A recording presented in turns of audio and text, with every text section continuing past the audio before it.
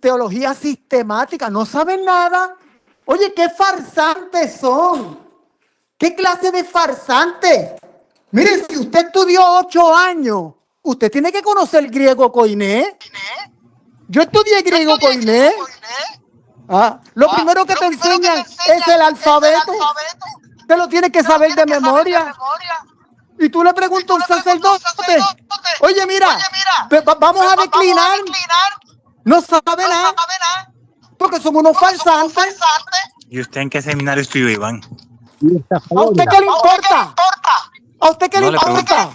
Yo estudié en Puerto Rico, en varios seminarios. Sam, yo no me refiero a la denominación. ¿Usted estudió algo? ¿Usted estudió algo? Filosofía. Filosofía. Bueno, la filosofía te ayuda a pensar correctamente. Aquí no estamos hablando de filosofía, aquí estamos hablando de teología. Apaga el micrófono cuando Iván hable, porque hace eco. Y cuando Iván, o sea, cuando vos hables, Josué, Iván apaga el micrófono. Yo lo voy a mantener apagado. Adelante, pero no se superpongan. Está interesante. Está interesante. Bueno, lo que yo digo de los sacerdotes, yo no he escuchado un solo sacerdote hablarme a mí de griego. Y el griego, koiné, es en que se escribe el Nuevo Testamento. Es básico para la interpretación bíblica. Si tú no tienes noción del griego koiné, pues tú estás perdido. A ti te engaña cualquiera. ¿Entiendes? Te engaña cualquiera. ¿Por qué? Hay una palabra en griego puede significar 5 distintas en español. Eso es una cosa. ¿Y cuántos expertos en griego koiné hay? Muy pocos. Te vas a Grecia y allí hablan griego. Vas a oír la gente hablando griego, pero griego moderno. Griego koiné es muy distinto al griego moderno. Petros, pequeña roca en griego koiné. En griego moderno, brachos uraches. ¡Wow! ¡Qué diferencia! Dile Petros a uno que hable griego moderno. Se ríe de ti. Por eso es que, ¿cómo se llama? Hay tantas interpretaciones. Porque están perdidos. No, el meollo aquí es la hermenéutica. Tú tienes que conocer hermenéutica para tú interpretar la Biblia. Primero porque se escribió hace 2000 años atrás. ¿Ok? 2000 años atrás. En una cultura totalmente opuesta a la nuestra. Y en un idioma que solamente se habló 600 y pico de años. Griego koiné, del 300 al 400 más o menos después de Cristo. Un idioma que nació en el ejército de Alejandro Magno, que nació ahí. Así que cuando tú vas a interpretar la Biblia, tú vas a hacer un exégesis como Martín Lutero, que era un experto en griego koiné. Martín Lutero tradujo la Biblia desde los originales. ¿Ok? Era experto en griego koiné y experto en hebreo. Tenía una maestría en filosofía y arte. ¿Ok? Y doctor en teología.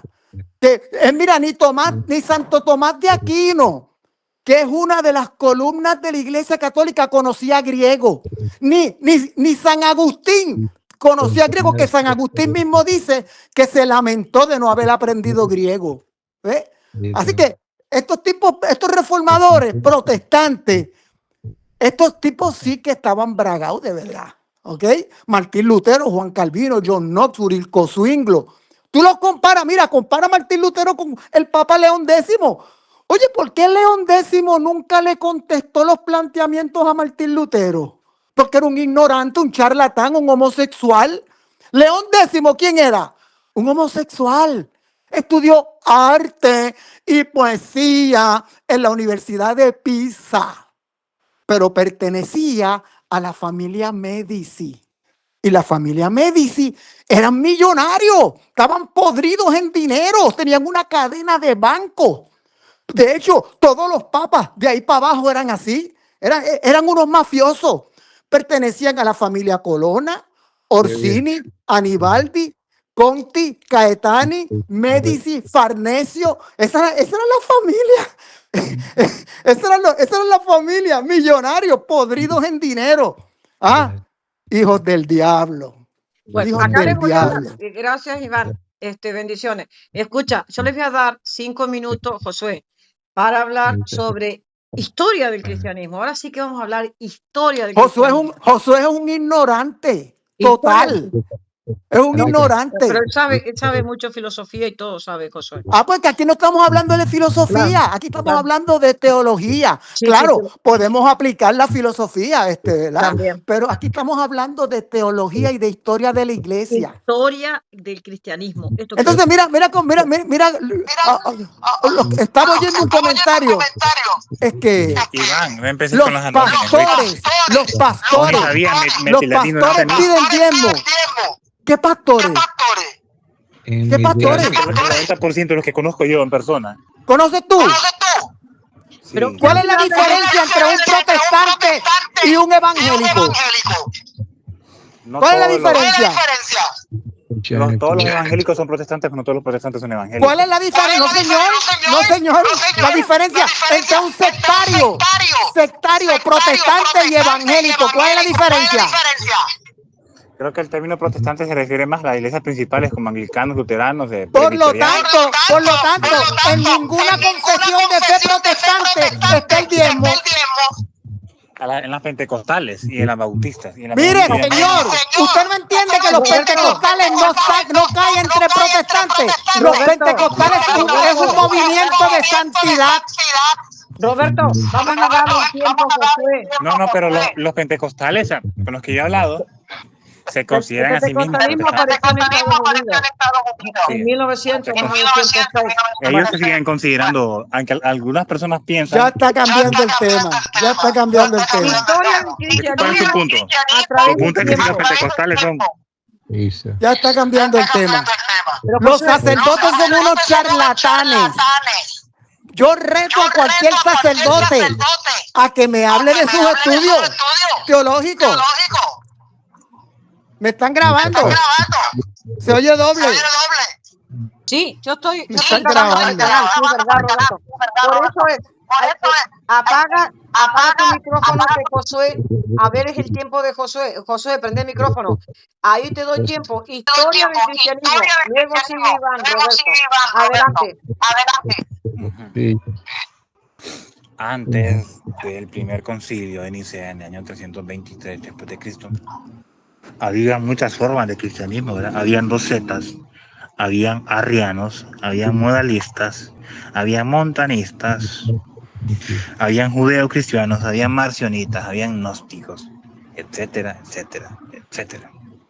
Okay. Y este sí es el grupo proto-ortodoxo, que es el que precede a lo que conocemos como cristianismo actual. Okay. Con el tiempo se fueron fijando las doctrinas. Por ejemplo, en el primer concilio de Nicea se fijó la Trinidad, ¿verdad?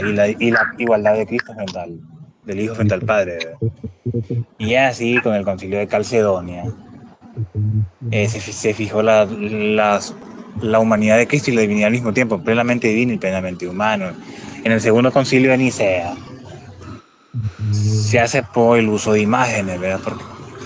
Por el conflicto iconoclasta, ¿verdad? En los concilios de Hipona y de Cartago se fijó el canon bíblico actual, ¿verdad? Por la Iglesia Católica, que el Papa Dámaso I le dijo al mundo, esto es palabra de Dios. Le dijo al mundo, el Papa Dámaso I le dijo al mundo, esto es palabra de Dios. Ok, bueno, ya los protestantes vinieron mucho después. Y sí, ahí te voy a dar la razón en este punto, Iván. Porque de la Reforma vienen los anglicanos, ¿verdad? Vienen los luteranos, los calvinistas, los presbiterianos, también muchos anabatistas, ¿verdad? Ya los evangélicos, eso ya vienen mucho después, quizás en los 1600, 1700, 1800.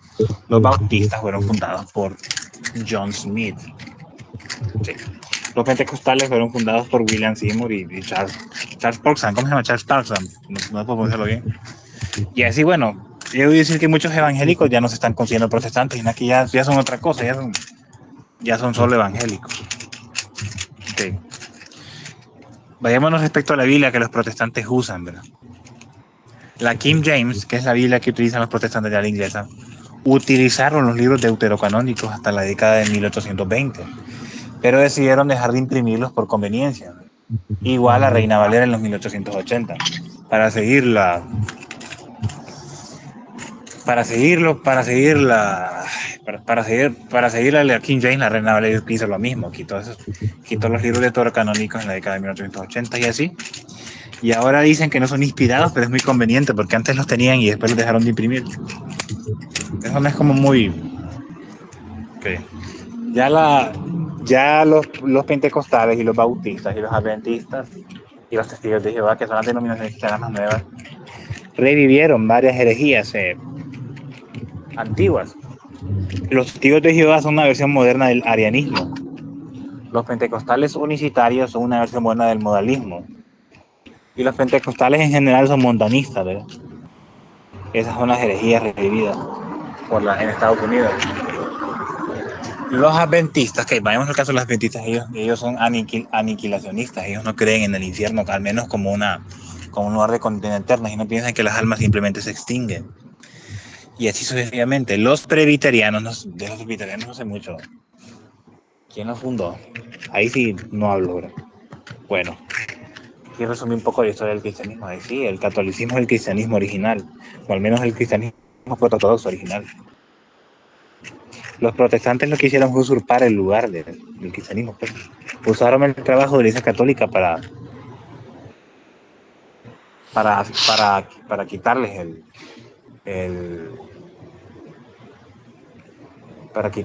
mérito, ¿verdad? Es decir, que los protestantes saludan con sombrero ajeno por usar la Iglesia Católica. Ok, ya cedo mi tiempo, no sé qué más que decir. Ok, adelante, Iván. Adelante, Bueno, Roberto. mira, ya que él cede su tiempo y él dice, de los testigos de Jehová yo no puedo hablar mucho porque no conozco mucho, pero de los demás sí conoce. Y habló del adventismo. ¿Quién fundó el adventismo? ¿Quiénes lo fundaron? Elena White lo fundó. No, señor, no es la única. Son 3 personas. ¿Quiénes son? William.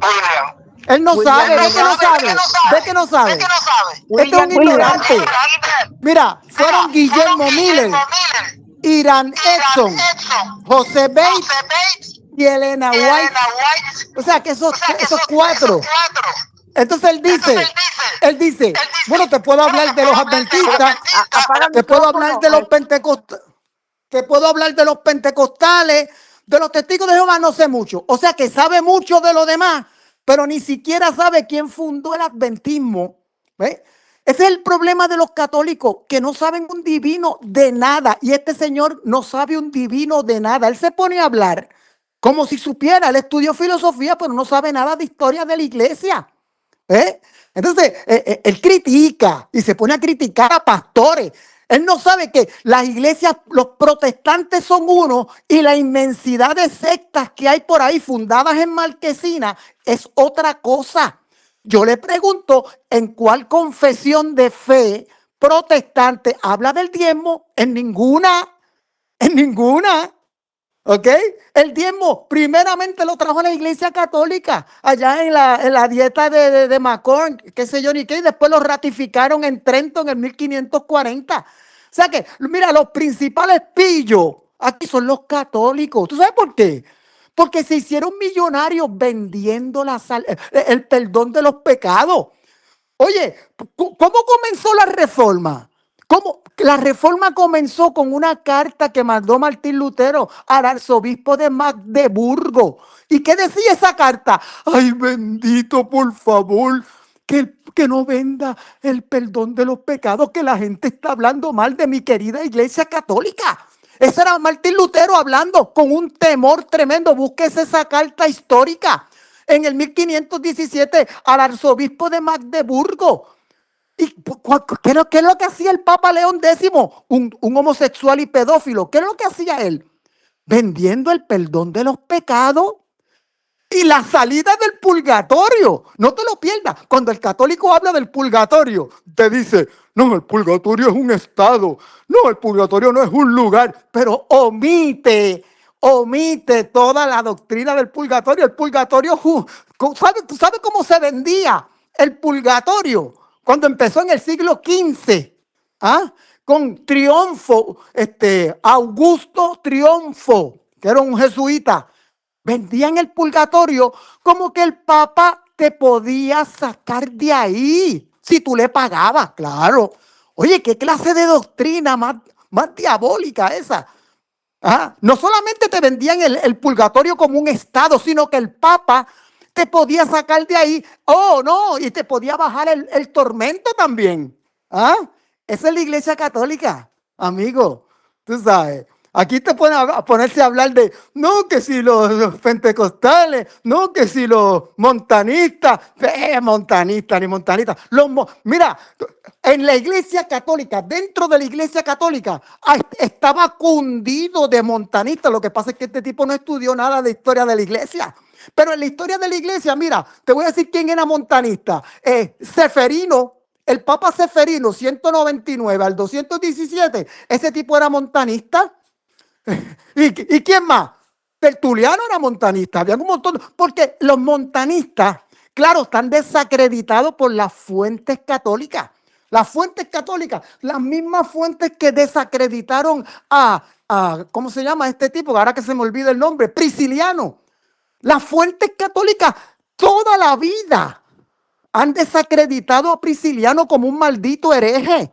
¿Ah? Y yo lo dije ayer, pero en el siglo XIX un propio sacerdote descubrió la obra de Prisciliano, que era completamente ortodoxa. O sea, que eran embustes todo lo que estos tipos decían. Yo no les creo nada a lo que dicen las fuentes católicas. No les creo nada. Ahí tienen una prueba.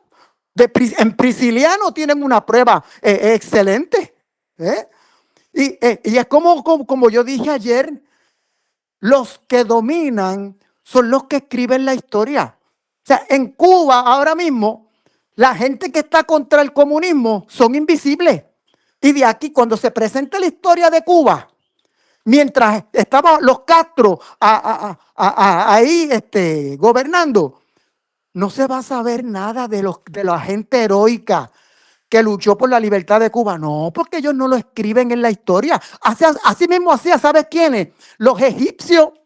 ¿Tú te crees que los egipcios, los egipcios cuando algo estaba contra ellos, ellos lo borraban? Los egipcios borraron el éxodo de los judíos que salieron de Egipto. Y se abrió el mar. Eso lo borraron de la historia. Y hay pruebas que esa cultura hace eso. Cuando hay algo que le es adverso, lo borran de la historia.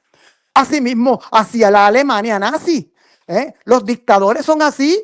Y en el tiempo de la Iglesia Católica, ¿quién era el dictador? El Papa. Ese era el dictador mayor, esa era la máxima autoridad, sumo pontífice. ¿Ok? Así que fuentes católicas, mira, no pierdan el tiempo. Y no solamente eso, no solamente que yo lo diga. Mira las fuentes católicas, por ejemplo, los decretales Pseudo Isidoro y Di Cirilo. ¿Qué es eso? Búscalo, te voy a dar tiempo para que busques en inteligencia artificial. La coma juanina, la donación de Constantino, toda esa literatura falsificada. Tú me pides que yo cree en fuentes católicas romanas, habiendo esos ejemplos que te acabo de dar ahora mismo. No, mano, no, de verdad que no. Ahí los dejo. Okay. Muy bien. Respecto a los comas juaninas, es cierto. Adelante. Que es cierto que fue agregada, pero aparece en la IDAG.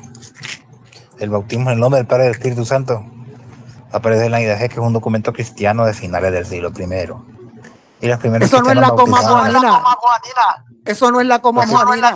los primeros cristianos bautizaban en el... Nadie está diciendo lo contrario. La coma juanina fue Pero es que añadida.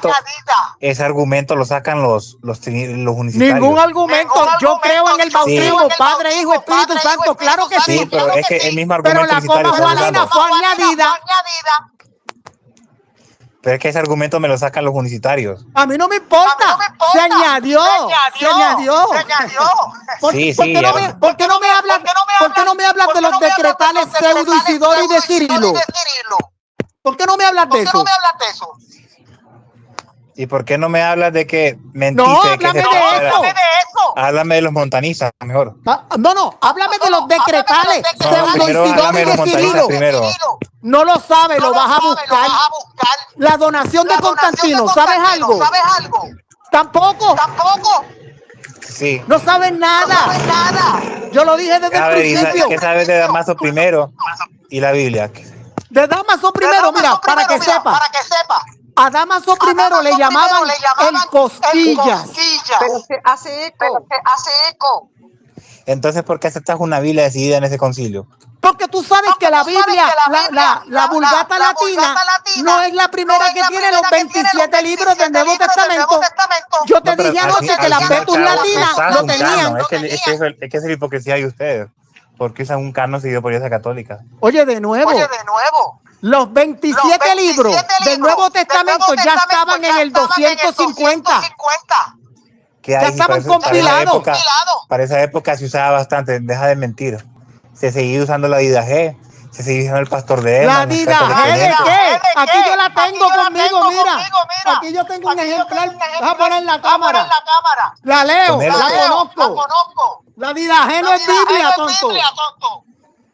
Pero casi la incluida en el Nuevo Testamento. La Didache es un libro que se predía, escrito por los apóstoles. Se descubrió en el año 70, desde el 70 al 120, en ese rango. La Didache, háblame de la Didache a mí, por favor. Mi punto es que antes del concilio de Nicea, los cristianos no se ponían de acuerdo en cuáles libros eran inspirados y que otros no. Antes del concilio de Nicea estaban las Betus Latinas, las traducciones africanas. Mira, aprende, mira, el Diatacerón, el Canon Muratori, todo eso, ese material estaba en la iglesia y ya desde el 250 ya tenían los 27 libros compilados. Es que yo no niego eso. Lo que estoy diciendo es que no había un consenso de cuáles libros eran inspirados y que no. Claro que había un consenso. Claro que había un consenso. ¿Por qué tú crees que las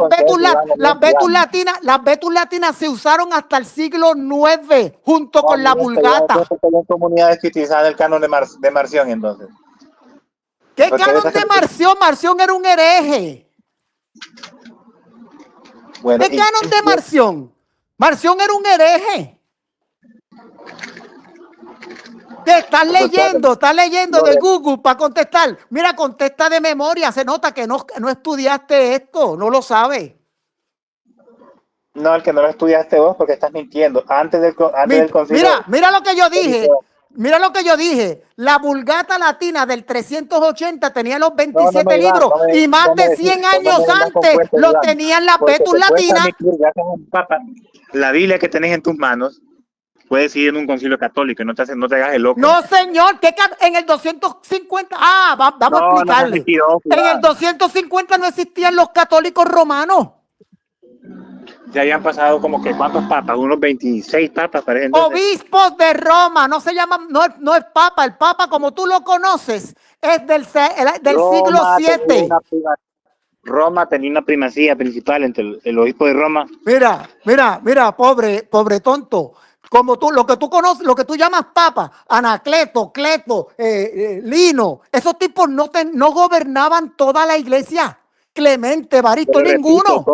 Tonto, Iván, te lo repito. Por entonces, ok, supongamos que es cierto lo que decís. Supongamos entonces, no, es cierto. No lo es, pero supongamos. ¿Por qué usas una Biblia decidida en un concilio católico? Porque es mentira, porque la Biblia que yo tengo con los 27 libros del Nuevo Testamento y la Biblia hebrea en el Antiguo Testamento, ya del año 250 estaba en función. Esa es una teoría revisionista. No hay consenso. Que no hay consenso. Tú no sabes lo que es el cristianismo preniceno y posniceno.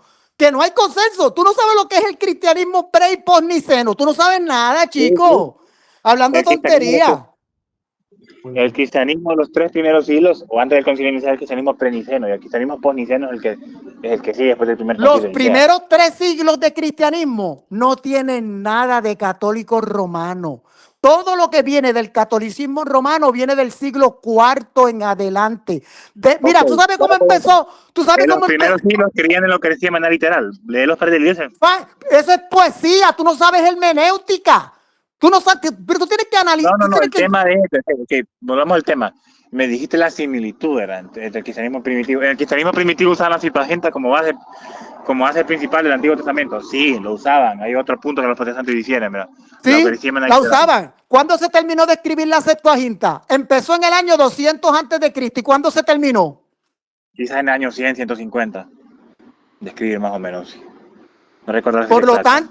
lo tanto, ¿cuándo se escribieron los evangelios?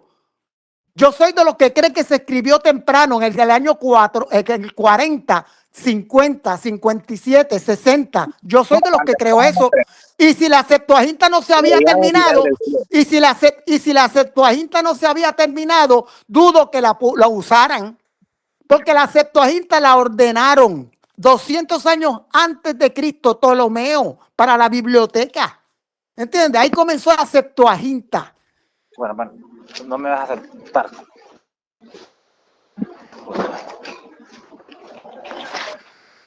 Puta, tenía miedo de que me asaltaran.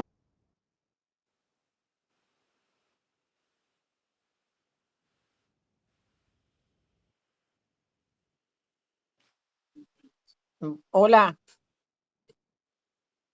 Sí, tuve que hacer. Sí, Hola, adelante. hola, se fue del Sí, aire. no, adelante. Sí, ya Adelante regresé. de a uno y Josué. Y como se acopla, apaga el teléfono, perdón, el micrófono y Roberto habla. Y luego Roberto apaga el micrófono y vos habla. Adelante. No, repito que Roberto Bueno, no mira, está. ¿quién está hablando? ¿Yo o va a hablar él? No soy yo. Ve. Bueno, a Bueno, ver, podemos hablar ambos. Oye, pero podemos hablar ambos. El tema que yo traje, que yo estaba hablando, es sobre los sacerdotes y su desconocimiento. Eso era lo que yo estaba diciendo. Y él se fue por la esquinita y no quiso hablar de eso. Después le estoy hablando de los fraudes de la Iglesia Católica, porque yo no creo en la literatura católica. Y le dije que si sabía lo que eran los decretales Pseudo Isidoro y de Cirilo, y no supo, se quedó callado. Y le pregunté sobre la donación de Constantino, tampoco supo. Y le dije, y le hablé de la coma juanina. Ah, ese lo sabía, pero yo la coma juanina yo la cito como una añadidura. Yo creo en el bautismo Padre, Hijo, Espíritu Santo, claro que lo creo, pero la coma juanina fue un añadido. Ese es el punto, más nada. Aquí no estamos hablando de nada, otra cosa. Yo hablo claro, yo no hablo, ¿cómo se? Mezclando temas.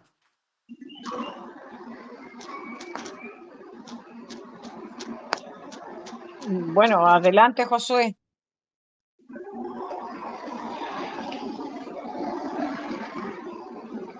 Josué, bueno, Ok. sí, adelante. Iván Roberto mezcla el cebo con la manteca. Porque. Ok. Él niega que los primeros cristianos usaron la Septuaginta. Y sí, fue la versión más Yo no extendida. he negado nada. Yo lo que digo es que los primeros cristianos utilizaban la Biblia hebrea. La Septuaginta se terminó después del año 100. Y los primeros cristianos son del primer siglo hasta el año 100. Así que no podían usar la Septuaginta porque no se había terminado. Sí, se ha determinado. La Septuaginta se terminó de redactar como el año 100 antes de Después Cristo. del año 100 comenzó en el 200 antes de Cristo y lo que se y mira y lo que ¿Cuándo se terminó de redactar la Septuaginta? Para que mire. te voy a preguntar, ¿qué la Septuaginta que inicialmente que se iba a traducir al griego del Antiguo Testamento? ¿Qué parte? Se terminó de redactar entre el 100 y 150 antes Pero de ¿con Cristo. qué se comenzó? ¿Con qué se comenzó? No sabes. Se comenzó con el Pentateuco. Hermano, Ok. no sabe ni siquiera qué es Pentateuco, te lo explico. Son los 5 primeros libros de la Biblia. Ah, pues ¿por qué no respondiste? Porque no sabes, estás hablando de la Septuaginta sin saber del tema. Dice, Los en decretales, primer lugar, vos dijiste la fecha mala. Yo, lo en un podrías principio, dar sobre los decretales. Decretales Pseudo la Isidoro y de fecha me dijiste Cirilo. mala. Mira, no te hagas el loco. Eso es Me dijiste, interesante. A ver, habla, Iván, rapidito. Bueno, discúlpame si, a ver, sobre los decretales. A ver, Mira, para que tú veas lo falsa que es la literatura católica. Los decretales Pseudo Isidoro y de Cirilo. Estamos hablando quizás del el siglo IX. Fueron cientos de citas papales, cientos de citas de padres de la iglesia, cientos de cánones de concilios europeos, africanos y asiáticos. Todos falsificados. Eso fue una literatura falsificada totalmente.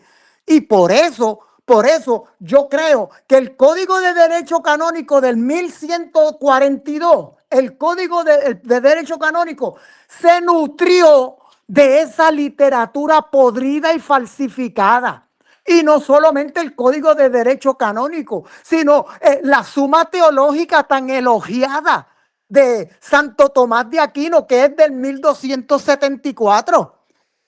Entonces, si toda esa literatura envenenaba el catolicismo, lo envenenaba porque era literatura falsificada.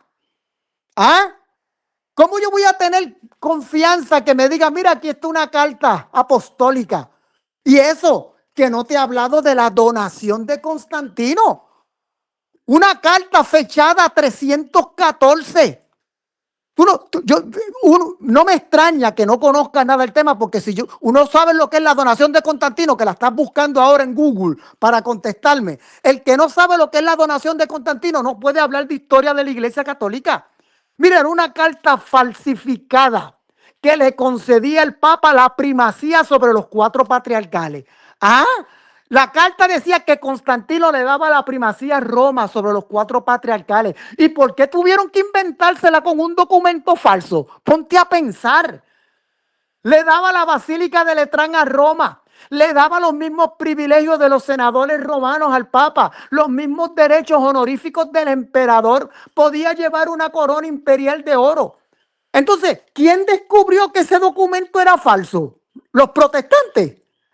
¿Los protestantes? No, lo descubrieron los católicos. ¿Quién? Lorenzo Valla, en el 1440. Analizaron el documento. Oye, pero con ese documento ya habían, mira, el Papa Esteban III convenció al rey de los francos y el Papa de Carlomagno que le entregara a la Iglesia Católica los territorios adquiridos de los bizantinos, la mitad del Imperio Romano. ¡Qué hijos de su madre! Con un documento falsificado. ¿Ah? Pero no te tienes que extrañar eso. ¿Tú sabes por qué? Porque la Iglesia Católica tenía un taller de falsificaciones. ¿Ah? En la abadía de Corbie, en Francia, en el monasterio Corbie, en el siglo IX, tenían un taller de falsificaciones. Por eso tú ves que en Roma, cuando tú vas a presentar una obra de arte, ¿ah? Tú sabes que tú necesitas una apostilla. Búscate el significado de apostilla. ¿Ah? Porque son tantas las falsificaciones que han habido. Y dentro de esa, dentro de ese olla de grillos, son tantas las falsificaciones que tú necesitas una apostilla. Ya sé que lo estás buscando. Ahora cuando te toque hablar, ya lo buscaste para que veas lo que es una apostilla. ¿Ok? Y aquí se los dejo y no voy a extenderme porque ayer salí ronco de aquí. No, tranquilo, tranquilo. Josué, adelante. Sí. Iván salta de tema cada rato. Me quisiera acabar con el tema del cristianismo primitivo. ¿Cuál iglesia era más similar, la católica o la protestante? Porque Iván siempre usa falacias ad hominem y no voy a caer en su juego. Sé por dónde va esa táctica de retórica. Le voy a hacer esta pregunta a Iván, ¿verdad? ¿Los cristianos primitivos podían fundar iglesias sin el permiso de un obispo? ¿Sí o no, Iván? Respondeme. Obviamente que sí. Léete Tito 1.5. Tito 1.5. ¿Sabe qué dice? No sabe qué dice, ¿verdad? Dilo, ¿qué dice? ¿Ve que no sabe? Las iglesias se fundaban poniendo unos ancianos. No había un pastor, eran ancianos. Así se fundaban las iglesias. Se ponían ancianos y los ancianos dirigían la iglesia. ¿O tú no has oído las iglesias de Terranova, España? Las iglesias que... te digo, los protestantes de ahora fundan iglesias sin tener sucesión apostólica y tener permiso. Tú no tienes ninguna sucesión apostólica. Tú no tienes ninguna sucesión apostólica. Eso es falso totalmente. Los copos. Los anglicanos no reconocen la sucesión apostólica. Es que tú no tienes ninguna. Mira, ¿tú sabes lo que es sucesión apostólica en la historia? ¿Quieres que te dé una cátedra de lo que es sucesión apostólica? Es de tener una línea sucesiva desde el tiempo de los apóstoles hasta las épocas modernas. Y es algo que Una los línea, protestantes- mira, para que aprenda. Una línea sucesiva en la doctrina. ¿Y quién lo dice? ¿Lo digo yo? ¿Lo digo yo? Lo dice Policarpio. Policarpio, el pastor de Herma, Clemente de Roma, en la Didache, en el capítulo 15, habla de lo que es la sucesión apostólica. Ignacio de Antioquía, en la carta a los esmirnonianos, que ahí la tengo. Egésipo, Ireneo, en contraherejía, Tertuliano. Mira, es la sucesión apostólica. Yo Si creo yo pongo, que era mía. mira, Tú para que siempre que era aprenda, mía, mira, para que aprenda. Si yo pongo yo pongo una iglesia ahora mismo, como dice Efesios 2:20, con el fundamento de los apóstoles, que es la Biblia, esa iglesia tiene sucesión apostólica. Si yo ves que en pongo, ese entonces no había Biblia. porque En es el la siglo primero no había doctrina, es la doctrina, no hay tal no había una cosa. Biblia completa. No había una Biblia completa. Estás cayendo en anacronismos. Si yo pongo una iglesia hoy con la Biblia, con las cartas de los apóstoles, el fundamento apostólico, esa iglesia tiene sucesión. Estas personas que yo te dije ahora, todos ellos Lo creían que mismo la decíamos sucesión... Cano y Cristo. Mira, Lo mismo decíamos Cano y Cristo. sí, está bien. Oye, ven acá, ven acá. Sucesión apostólica. ¿Tú te crees quién trajo la sucesión apostólica al cristianismo? ¿Quién la trajo? Jesús, luego Pedro. No, señor, no sabes ni siquiera eso. Mira, los primeros que trajeron la sucesión apostólica fueron los gnósticos, ¿ok? Y le contestaron con sucesiones de las iglesias. Por ejemplo, la sucesión de la iglesia de Roma, que Irineo le contesta a los gnósticos. ¿Por qué? Porque la iglesia de Jerusalén tenía su sucesión apostólica. ¿Tú sabes cuál es la sucesión de Jerusalén? Santiago el justo, segundo Simeón, tercero Justo, cuarto Zaqueo, quinto Benjamín. ¿Tú sabes cuál es la sucesión apostólica de Antioquía? Ignacio, Herós, Cornelio, Teófilo. ¿Tú sabes la sucesión apostólica de la iglesia copta de Alejandría? Marcos, Teonas, Pedro I, Alejandro. Cada iglesia tenía una sucesión de obispos. Sucesión de obispos. Los apóstoles no suceden. No, el único apóstol que lo sucedieron fue Matías, que sucedió a Judas. Que Pedro, en los Hechos capítulo 1, 23 más o menos, no me acuerdo, pues dice los requisitos para sustituir a un apóstol. Y los requisitos para sustituir un apóstol no se pueden llevar a cabo. ¿Por qué? ¿Por qué? Porque para ser un apóstol, tú tenías que haber caminado con Jesús y haber sido testigo de la resurrección físicamente. Los protestantes no fueron testigos de la resurrección. Los protestantes tienen sucesión en doctrina. No. Ustedes no tienen ni en doctrina. Dime qué apóstol dijo que María nació sin pecado. Dime qué apóstol habló del purgatorio. Dime qué apóstol habló del papado. Ninguno. Según tu lógica, ¿qué apóstol le quitó los libros a la Biblia? ¿Qué apóstol decía que lo... Que le quitó los libros a la Biblia. Tú no sabes que el propio Jerónimo no creía en los apócrifos. Tú no lo sabías. Pero ¿sabes por qué pero el resto de la gente le criticó? Porque sí los consideraban inspirados. Pero ¿por qué Jerónimo, que fue el que tradujo? Jerónimo que tradujo. Porque el resto de las personas sí lo estaban juzgando por no hacerlo. Clemente de Roma creía en los apócrifos. No. Ignacio de Antioquía creía en los apócrifos. No. ¿Y por qué los apóstoles los usaban? Papía de Aerópolis La creía en Septuaginta los era apócrifos.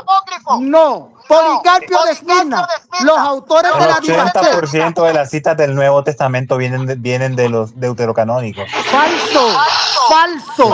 Mira, ¿tienes que te hable de los deuterocanónicos? Sí. Vamos a hablar de, ¿cómo se llama? ¿Cómo se llama ese libro? Macabeo. Hello.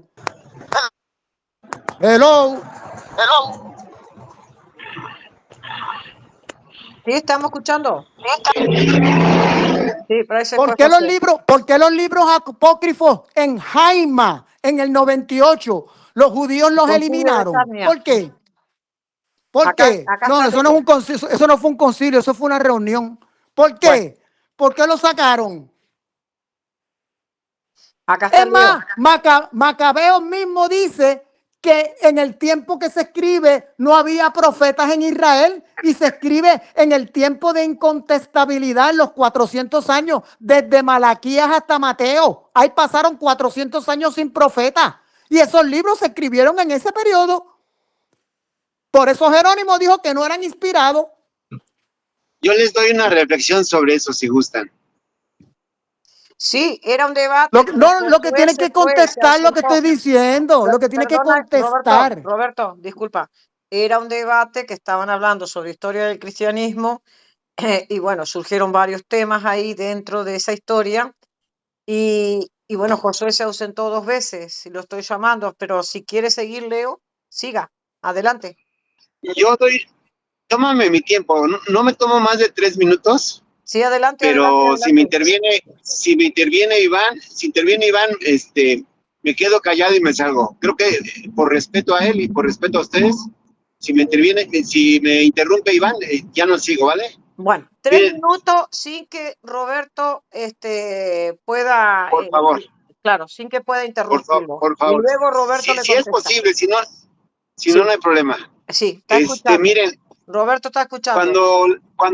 cuando el canon alejandrino Septuaginta, que después se le llamó así, después del siglo 300 antes de Cristo, cuando se tradujo del hebreo al griego, contenía 46 libros.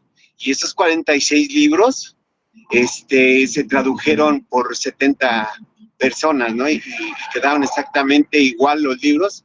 Se tradujeron del hebreo al griego, lo tradujeron 70 personas, que fueron un poquito más, pero bueno. Entonces, cuando se tradujeron los libros, no se quitaron los 7 libros que les llaman, los protestantes le llaman apócrifos, yo les llamo deuterocanónicos.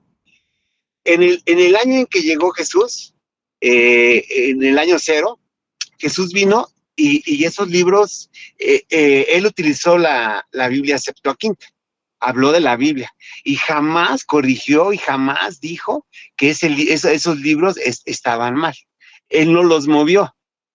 Entonces llega el año 90, bueno, esa Septuaginta continúa, llega el año 90 y los únicos que le quitaron 7 libros a la Septuaginta fueron los judíos, más no los cristianos de esa época.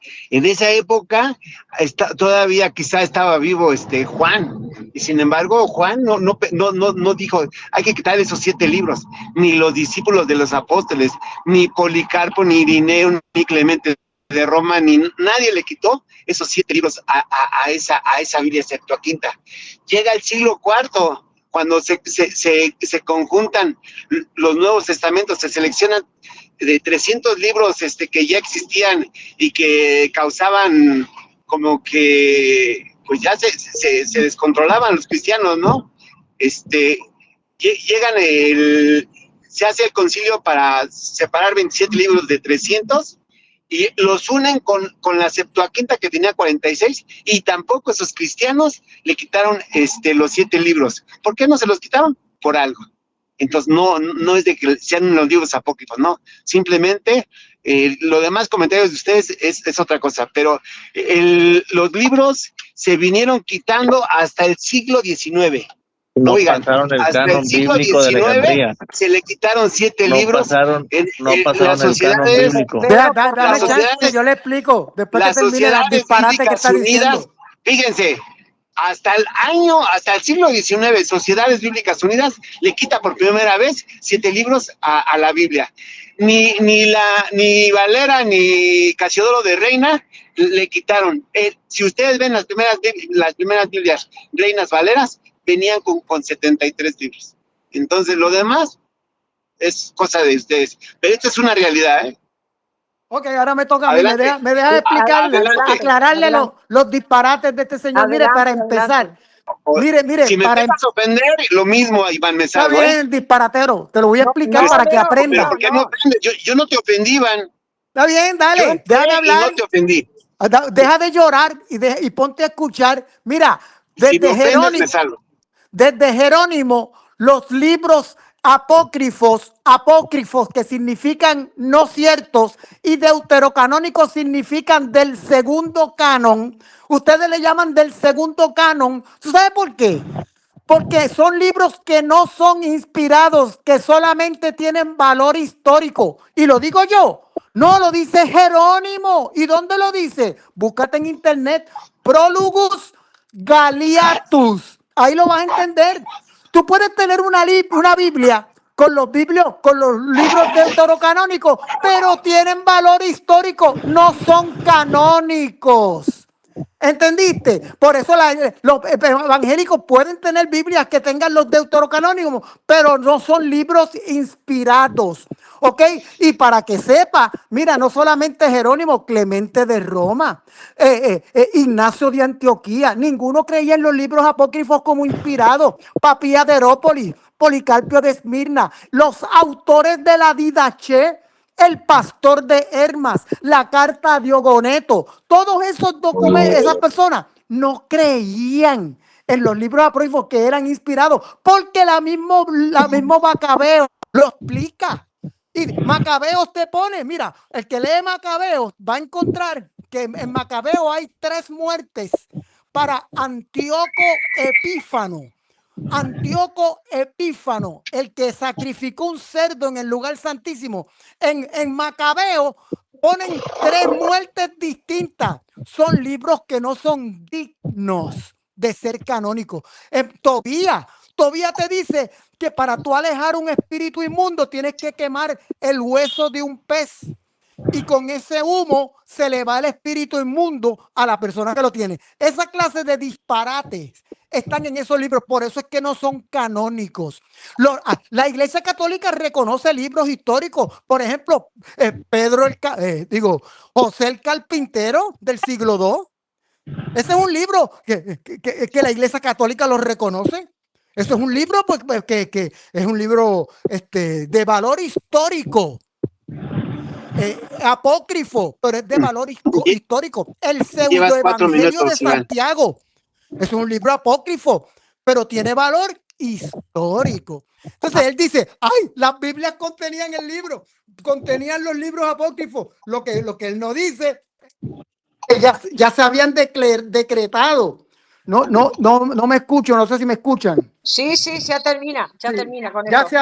se habían declarado como libros no inspirados, ¿ok? No, sí de valor histórico, pero no canónicos. Bien, gracias Iván y gracias Roberto. A ver, Leo, 3 minutos, sin interrupción.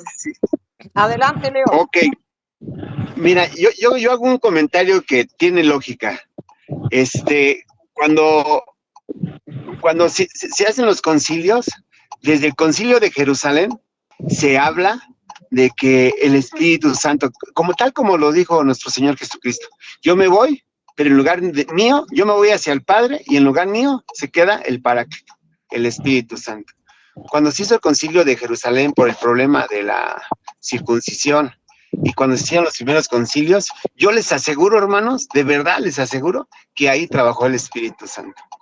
Y si en el momento en que se hizo la Biblia en el siglo IV, trabajó el Espíritu Santo, era para que hubieran quitado esos libros, de verdad, era para que hubieran quitado esos libros. Sin embargo, ni Jesucristo, ni los 70 sabios que tradujeron la Biblia, el canon alejandrino, ni los primeros cristianos eruditos, ni siquiera pensaron y desearon quitar esos libros. Esos libros se mantuvieron durante 19 siglos en la Biblia, 19 siglos, imagínense. Tiene 100 años, exagerado 200 años, que se le quitan 7 libros a la Biblia, y eso está prohibido, eso está prohibido. Ahora, cierro con esto, y quiero que les quede claro, los católicos jamás le anexaron 7 libros a la Biblia. Los católicos únicamente separaron 327 libros de 300 libros que existían en esa época por todo el mundo, separaron 27 libros y los juntaron con 46 libros que ya existían. 46 libros que ya existían. O sea, no juzguen a los católicos. Los católicos no anexaron esos 7 libros. Simplemente los juntaron con los 27 libros que hicieron del canon. Entonces, esos 46 libros que utilizaban los primeros, en el Antiguo Testamento, tienen algo que ver. Y yo les aseguro que esos libros eran válidos para nuestro Señor Jesucristo. Si no, nuestro Señor Jesucristo, en el momento que llegó, los hubiera eliminado. Nunca se eliminaron esos libros, por algo no se eliminaron. Ok, gracias, Leo. Gracias, Leo. Ok, déjame explicarle porque él no quiere entender. Sí. Jerónimo, cuando tradujo la Vulgata, le dejó los 7 libros a la Vulgata, pero hizo una aclaración. ¿Dónde? En los 5 prólogos. Te dije, Prólogus Galiatus, búscalo en internet. ¿Y qué dijo Jerónimo? Estos libros, el único valor que tienen es histórico, no son canónicos, y se los dejó a la Biblia. Yo no voy a decir, por algo Jerónimo le dejó los libros. No, Jerónimo hizo la advertencia de que no eran canónicos. Lo mismo hizo Ignacio de Antioquía, Clemente de Roma, Papía de Herópolis. Todos esos, los autores de la Didache, todos esos creían que esos libros no eran inspirados. Y los concilios, famosos concilios de la Iglesia Católica, fueron convocados y dirigidos por emperadores. El concilio de Nicea, ¿quién lo convocó? ¿Y quién firmó? Porque sin la firma del emperador no se podía hacer un concilio. Constantino I. El segundo concilio de Constantinopla, Teodosio I. El concilio de Éfeso, Teodosio II. El concilio de Calcedonia, Oriente Marciano. El segundo de Constantinopla, Constantino IV. Y te los puedo decir todos. Esos concilios, quien los convocaba era el emperador, la máxima autoridad. Y si en uno de esos concilios se le decía algo que al emperador no le agradaba, el concilio se iba a ajuste. Y eso se dio en el concilio de Éfeso, donde nombraron a Teotocos. Teodosio mandó a Cirilo a presidir el concilio, que era amigo de él, para que metiera el término Teotocos, porque el secretario de Cirilo, que se llama Epifanio, escribió una carta diciendo que el emperador estaba presionando para el Teotocos. ¿Y a quién le envió esa carta? Se la envió al patriarca de Constantinopla, ¿ok? Para que sepa, Teodoreto. Y eso está en la historia. Y al final Epifanio y eso no solamente está en la historia, en las actas del concilio de Éfeso dice que el emperador presionó para el término Teotocos. Presionó. Los emperadores eran los que hacían los concilios y desviaron la doctrina católica. Mira, la primera vez que... hermano Iván, entonces el culto mariano fue impulsado por el emperador. Pero es un debate entre Iván, Roberto y Leo. Después 3 minutos. Después agregas a Arturo. Bueno, gracias, Roberto. Leo, le contestas y finalizamos. Yo termino con un minuto y Iván que termine con un minuto y finalizamos, ¿vale? Sí. Yo nomás digo una cosa. Adelante. Yo digo una cosa. ¿Cómo es posible, no? Que tanto tiempo que pasa, imagínense 19 siglos.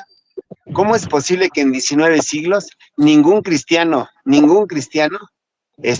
tomó la decisión de quitar esos libros? Ni los protestantes, fíjense, ni Lutero, ni Calvino, ni todos. Yo le calculo que unas 1000 denominaciones que nacieron entre Lutero y cuando aparecieron las sociedades bíblicas, ninguno se atrevió a cambiar la Biblia. ¿Por qué no cambiaron la Biblia? Por algo, ¿no? Hasta que llegó Sociedades Bíblicas Unidas, y eso fue por un interés, un interés pero tremendo, ya ustedes si quieren investigar se los dejo, un interés muy económico, pero muy grande. Por ese motivo hicieron ese movimiento, pero eso ya les corresponde a ustedes estudiarlo. Adelante, Iván. Creo que yo tenía que decir, ya lo dije. Terminamos y finalizamos el tema que era todo. Un minuto. Sí, un minuto, mira. Ya terminé. Y era sobre el cristianismo. Yo he sido más que claro. dejándole saber que la Biblia Vulgata Latina tenía esos 7 libros, pero que hizo la salvedad de que esos libros no eran católicos, que no eran canónicos. Eran griegos. ¿Cómo es posible que estos tipos no puedan entender una cosa tan simple? Son griegos. Entonces en Jaima se ratifica y en la Biblia hebrea se eliminaron, pero en la Biblia cristiana pueden permanecer como carácter histórico. Ahí no hay ningún problema. Si el propio Jerónimo, el más que sabe, el que tradujo la Biblia al latín en el 380, católico romano, dice que no son inspirados y se los deja la Biblia. O sea, aquí no hay que ser muy inteligente para entender la realidad. No son canónicos. No tienen autoridad bíblica. ¿Entiendes? Como regla de fe y conducta. Tú se los puedes dejar o se los puedes quitar. Ahí no tienen ningún problema. Y te estoy diciendo que no solamente Jerónimo, Ignacio de Antioquía, que era un mártir del año 110, un mártir. Clemente de Roma, todos ellos se expresaron claramente.